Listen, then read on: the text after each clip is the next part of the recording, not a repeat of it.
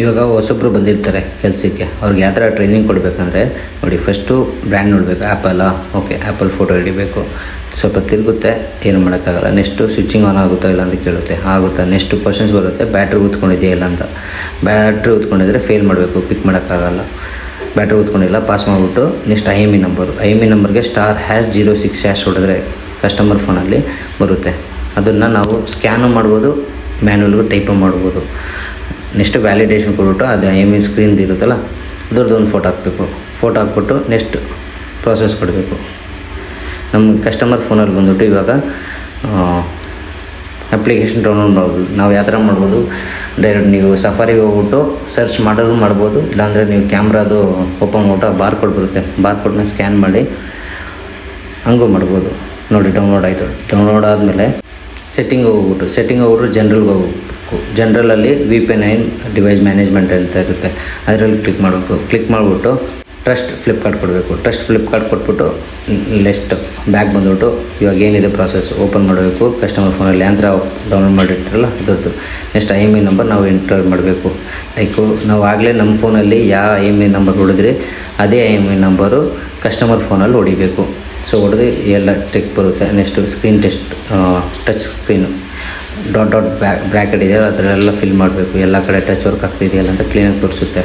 ನೋಡಿ ಎಲ್ಲ ಇದು ಬಂದುಬಿಟ್ಟು ಎಲ್ಲ ಕಡೆ ಟಚ್ ಆಗ್ತಿದೆ. ನೆಕ್ಸ್ಟು ಬಂದುಬಿಟ್ಟು ಸೆನ್ಸರ್ ನಾವು ಕಿವಿ ಹತ್ರ ಹಿಡ್ಕೊಂಡು ಮಾಡ್ಬೋದು, ಕೈಯಲ್ಲಿ ಹೋಗಿ ಮಾಡ್ಬೋದು. ನೆಕ್ಸ್ಟು ಸ್ಕ್ರೀನು ರೆಡ್ಡಲ್ಲಿ ನೋಡಿ ಕಾಣಿಸ್ತಿದೆ, ಕೆಲವೊಂದು ಫೋನಲ್ಲಿ ಕಾಣುತ್ತೆ, ಕೆಲವೊಂದು ಕಾಣಲ್ಲ, ಗ್ರೀನಲ್ಲಿ ನೋಡಬೇಕು. ಸೊ ನೆಕ್ಸ್ಟು ವೈಟಲ್ಲಿ ನಮಗೆ ನೋಡಿ ವೈಟಲ್ಲಿ ಕ್ಲೀನಾಗಿ ಕಾಣುತ್ತೆ.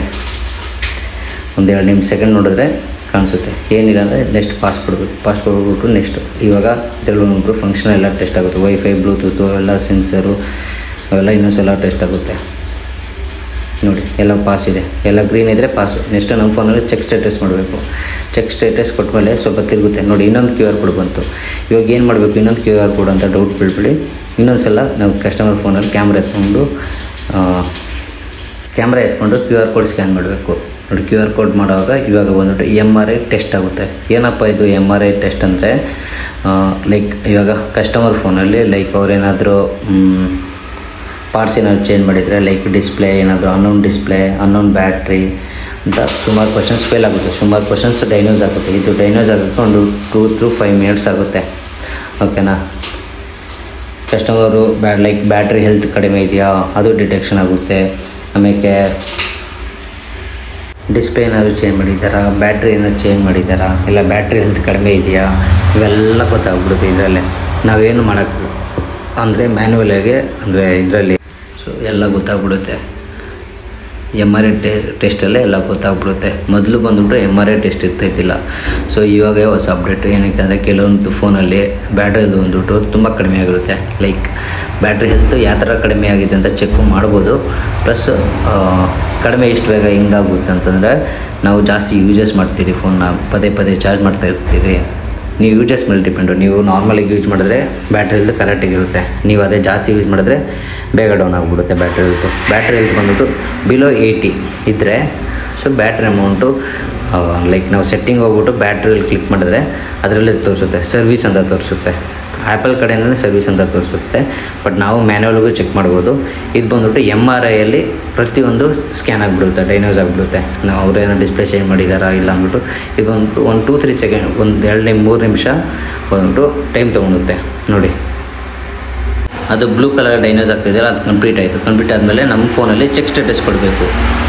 ನೋಡಿ ಸ್ವಲ್ಪ ತಿರುಗುತ್ತೆ. ಚೆಕ್ ಸ್ಟೇಟಸ್ ಕೊಟ್ಟಮೇಲೆ ಅದಾಗಿಲ್ಲ, ಒಂದು ಸಲ ಫೇಲ್ ಆಯಿತು.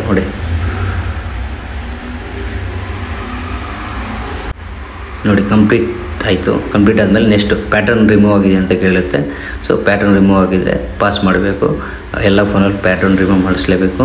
ಸೊ ನೆಕ್ಸ್ಟ್ ಕೊಟ್ಬಿಟ್ಟು ಇಸ್ ದಿಸ್ ಡಿಸ್ಕಲೇಷನ್ ಆನ್ ಸ್ಕ್ರೀನಲ್ಲಿ ಡಿಸ್ಕಲೇಷನ್ಸ್ ಇದೆಯಾ ಇಲ್ಲ, ಓಕೆನಾ. ನೆಕ್ಸ್ಟ್ ಬಾಡಿ ಬೆಂಡ್ ಆಗಿದೆಯಾ ಇಲ್ಲ ಅಂತ ಕ್ವಶನ್ಸ್ ಕೇಳುತ್ತೆ. ಇಲ್ಲ ಅಂದರೆ ಪಾಸ್ ಕೊಡಬೇಕು.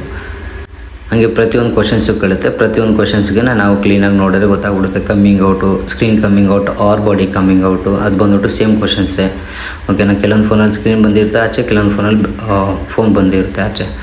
ನೋಡಿ ಈ ಥರ ಪ್ರೆಸ್ ಮಾಡ್ಬಿಟ್ಟು ನೋಡಬೇಕು. ನಾವು ಸ್ಕ್ರೀನ್ ಕಮ್ಮಿಂಗ್ ಔಟ್ ಯಾವ ಥರ ಗೊತ್ತಾಗಬೇಕಂದ್ರೆ ಈ ಥರ ಕಾರ್ನರಲ್ಲಿ ಪ್ರೆಸ್ ಮಾಡಿದ್ರೆ ಗೊತ್ತಾಗ್ಬಿಡುತ್ತೆ ಅಲ್ವಾ.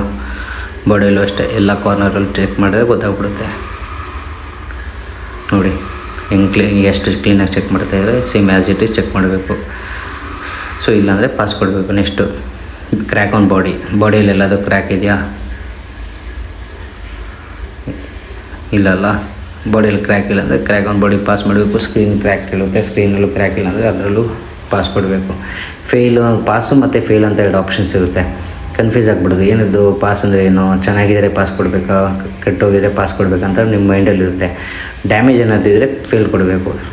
ಓಕೆನಾ. ನೆಕ್ಸ್ಟ್ ಪಾರ್ಟ್ಸ್ ಅಂದರೆ ಲೈಕ್ ಕ್ಯಾಮ್ರಾ ಲೆನ್ಸಸ್ಸು, ಆಮೇಲೆ ಬಟನ್ಸು ಅವೆಲ್ಲ ಬಂದುಬಿಟ್ಟು ಪಾರ್ಟ್ಸಲ್ಲಿ ಕನ್ಸಿಡರ್ ಆಗುತ್ತೆ. ಚೆನ್ನಾಗಿದೆ ಕಂಟಿನ್ಯೂ ಮಾಡಬೇಕು.